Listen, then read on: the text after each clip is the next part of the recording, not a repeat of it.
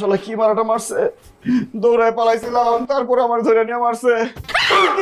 কি করতেছ তুমি?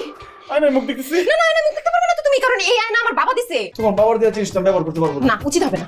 আলমগীর ফ্লোরে শুয়ে আছে কেন? আমি কদিনের জন্য গ্রামের বাড়ি গেলাম, এর মধ্যে তোমরা কি নিয়ে ঝগড়া করলা? ও এখানে শুয়ে আছিস কেন? মা, তুমি কখন আসছো? যখনই আস, ফ্লোরে কেন শুয়ে আছিস? মা, আমি অবিবাহিত, সেই জন্য। আর অবিবাহিত লোকদের যেখানে রাইট সেখানে কাইত। আপনি সুস্থ হয়ে আসেন, তারপর চাকরি করবেন। এখন বের হন। সরি, কে আমার স্বামী? আমার তো কোনো স্বামী নাই।